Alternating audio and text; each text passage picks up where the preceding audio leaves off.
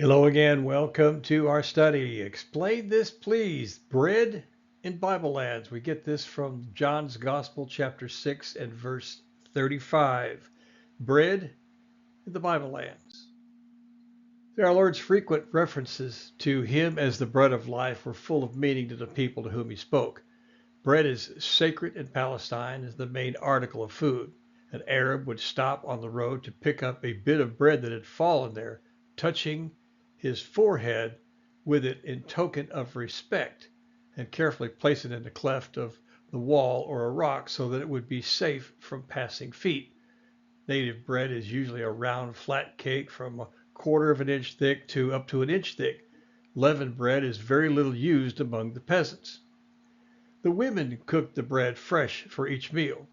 The oven is often a piece of iron sheet, slightly convex. It is upheld on three stones and fire burns underneath it. The woman puts a very thin, large piece of unleavened dough on the oven, and after being cooked, it looks much like a huge pancake.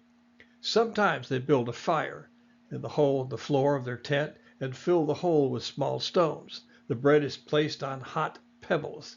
Well, Sarah baked her bread on hot stones in the hearth, their tent. We find that in Genesis chapter 18. But getting back to the very beginning, our Lord's frequent references to himself as the bread of life.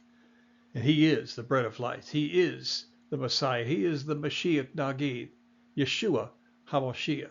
He is the bread of life for all of us. If we partake of that bread, we'll live, not just here, but eternally. You see, once this time of our sojourning here on this land is over, then it all begins. Doesn't end, it begins. Eternity will end. So where will you be? Will you have been a partaker of the bread of life, or will you have refused it? That's a question you need to ask yourself. Well, that will conclude this study. We'll pick this up on the next one. Be safe, be blessed, and yes, you're loved. We'll see you then.